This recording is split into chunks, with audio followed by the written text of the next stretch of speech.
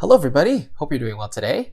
So in this video, I wanted to talk about Soundiron's Emotional Piano. This is one of those piano libraries that cater itself really well to a specific style of music. And you can probably guess by the title of the piano what that style might be. And so I just want to talk about my thoughts about it, and then we'll actually discuss the sound just a little bit. So first of all, when you purchase the library, it'll come with two main folders. You'll get the main folder, which contains the Soundiron Emotional Piano and its different variations. And then you'll also get the effects folder, which contains many different sound design elements based on the original patch. So I've loaded up the light versions of each of these different variations. So we have the Soundiron Emotional Piano Ultra Light. We have the Emotional Piano Soft Light, which is right there.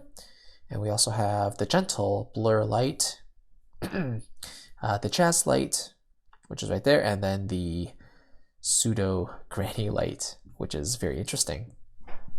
The reason I've loaded up the light patches is twofold. Number one, it just saves me my CPU power, and honestly, for most of the time when I'm working with this library, I find that I actually don't need all of those extra velocity layers. So the only difference is that you get fewer velocity layers in these light patches, and honestly it doesn't make too much of a difference for me personally, so that's why I decided to go with these. Okay, so let me just play a little bit, and then we can talk about the sound.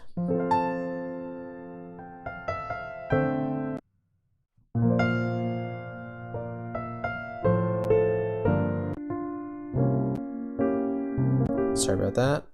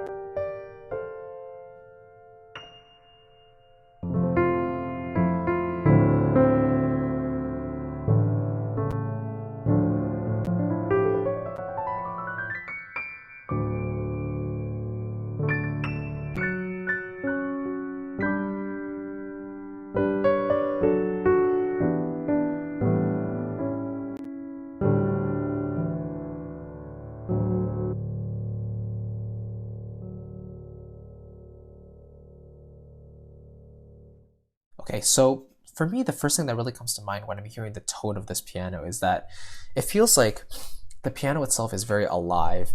And what I mean by that is when I'm holding certain chords and even individual notes, let me just show you what I mean. You can hear that the sound is not static at all. There's actually stuff that's going on while I'm holding this chord here. And I just never get really bored at all of just hearing this chord hold on. Sorry. Right? And I think that's really one of the strengths of this library, is that they really affected the sustain of the chords of held notes in order to let it really just ring out as much as possible. So the tone of this piano really caters towards, you know, the romantic style, really peaceful, calm types of films, and really just background pad emotional style stuff. So I mean, if I just look at this image on the GUI, I immediately start thinking of stuff like, sorry.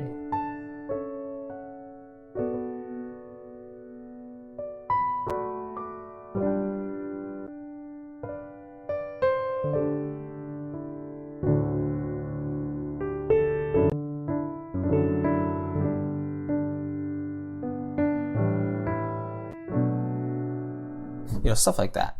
And the sound really just carries through, and there's stuff that gives the sound some substance, which I really enjoy. Now you can see here, let's just talk about the controls a little bit. So you have the high damp, which basically means that if you select it, it cuts off the high notes immediately. So just like that.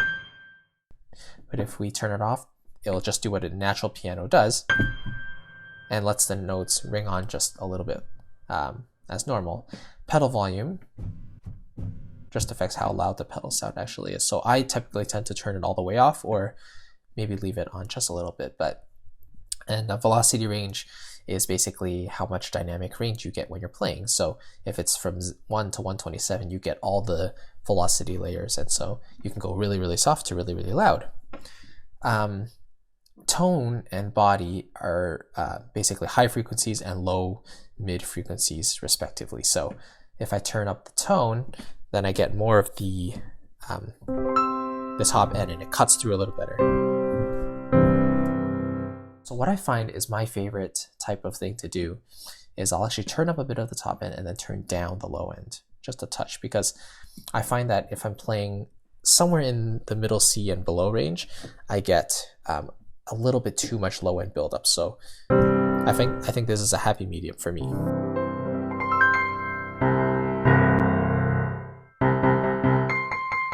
So no matter what I do now in the low end, it doesn't overwhelm anything else. So for me, these are perfect settings. And these other ones are kind of self-explanatory. So attack basically determines how long before the actual note comes in. So right, so it doesn't attack right away, but unless I bring it back to the very beginning there. And the release determines how long the note actually holds on for after you let go of the notes. So that's a little excessive there. If you're just doing regular piano applications, that's a little less. Release volume is how loud that release is. Tightness kind of offsets the attack of it just a little bit. It kind of, I feel like it does a similar thing to the attack knob. I'm not exactly sure, but and then the vibrate obviously just introduces a little vibrato into there. Cool. And then what do we have here? We have the arpeggiator. And so if you're a musician who maybe doesn't have the best piano chops and you just want a nice easy arpeggio, then you can ask the piano to do that for you. So you have all these different patterns here. Let's just choose one. Let's say up. And then I'm just going to play a chord and let's see what the arpeggiator does. So I'm going to turn on velocity, which means it's actually going to read all of these velocity inputs right here. So let's see what that sounds like.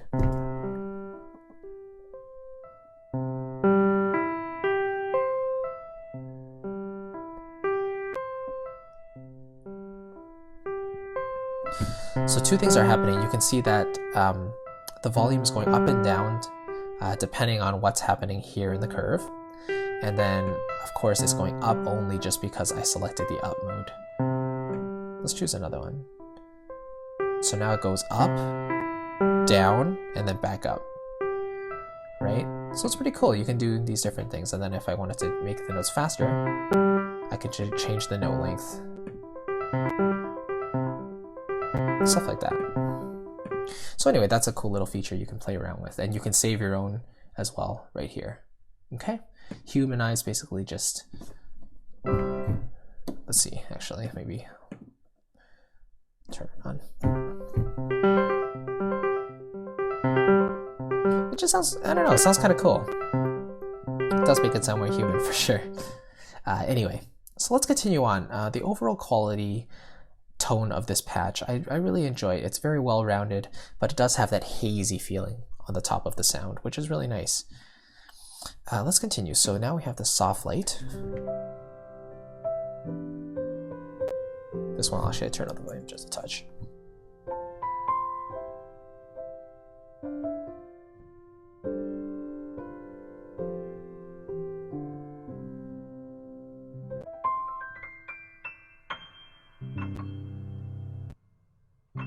Stupid cutoff, stop that. Okay, and it's really nice for that, if you imagine you're scoring a scene where something is really, really far away and you want the piano to just kind of creep in, then you can do that with this patch. You don't want to basically have it catch you by surprise at all. The gentle blur is kind of like a blanket. Honestly, it's so smooth.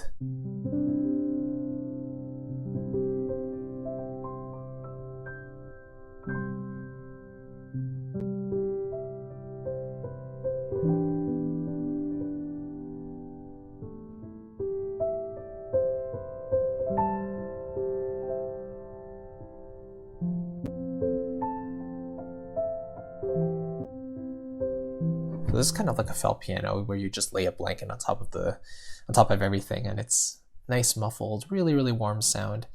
And I think in this patch they actually accentuated the low end, so you can really hear that present there, and then they reduced the high end a little bit. And I believe in the soft patch here, they actually did the opposite. So they brought out a bit more of the highs, and then a little less of the lows. So that's a little difference there. Another thing I should point out about the gentle is that even though it sounds like very muffled, the tone is still very intimate and close. So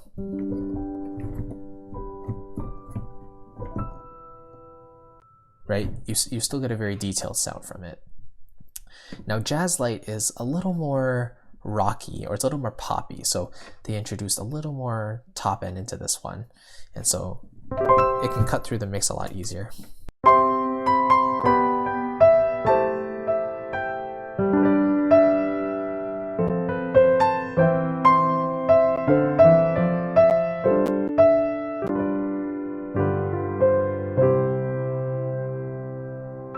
I'm probably used to the cracks and stuff by this point. Cool. And it's because I have all these samples actually loaded in here. I didn't want to purge anything because I didn't want the system to have to be forced to load in stuff if I played a sample that wasn't loaded in. So yeah, for a piano that cuts a little more through the mix, then you can definitely consider this patch here. Okay, and then, sorry about that, C sharp. And then finally we have the pseudo, what's it called? Granny, pseudo granny.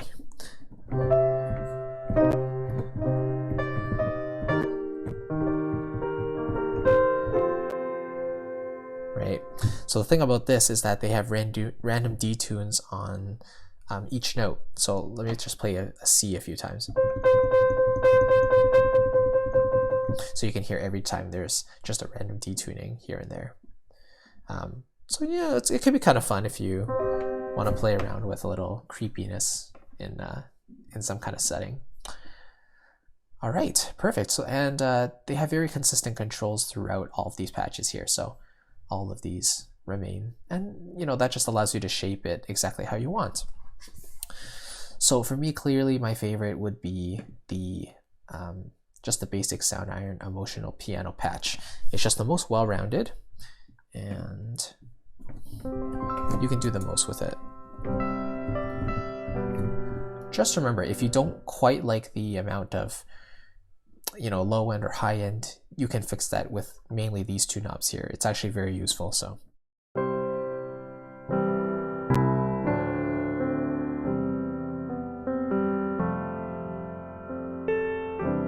let's bring in the body a little more. This body again brings in the low end, a bit of the mids as well, so it makes it warmer.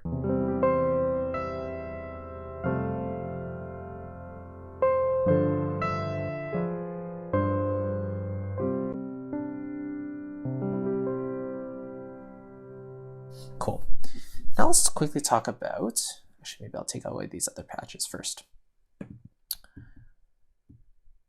All right, let's talk about the effects a little bit. So again, be prepared because these are some intense patches. Let's see what we get.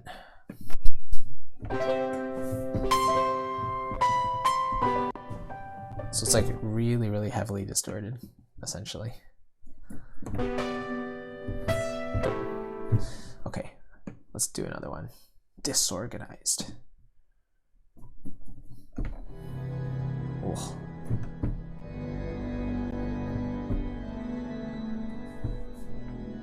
That's pretty interesting. Every note so for example, I'm going to play middle C right now. Kind of a creep in and then creep out. Down tuned.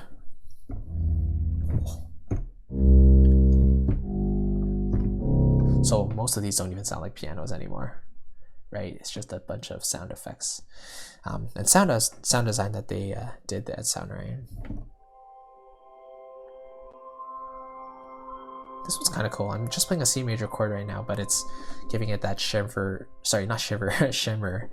It's kind of haunting almost. reminds me of being underwater. Anyway, you see what I mean. So the effects are very versatile, and you can do a lot of things with them. So, okay, let's just wrap this up. Let's do a little conclusion of this library. Emotional piano is primarily made for songwriters and film composers who basically want that lush, emotional piano that really just sustains itself and lets a breathing tone come from the piano itself. A lot of piano libraries out there today have this sound where when you play a chord, you get the really nice rich sound, but immediately the sound just kind of dissipates away, and it's not really as alive as the sustains in this library. Let me just play a couple more things, and then you can be the judge.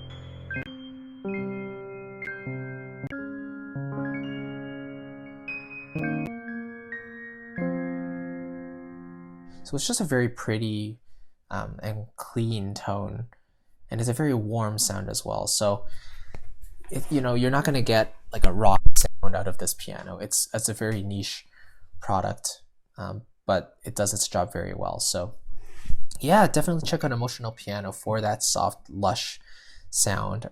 And it takes up a lot of room in the frequency spectrum itself with all of the detail and the ambience. So definitely consider that before doing too many EQ adjustments. I would only use the tone and the body to, again, emphasize some top or take away top, and same thing for the low end and the mids.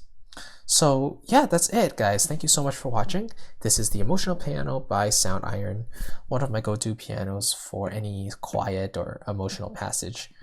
So yeah, I appreciate you watching. Thank you so much, and I will see you in the next video. Thank you.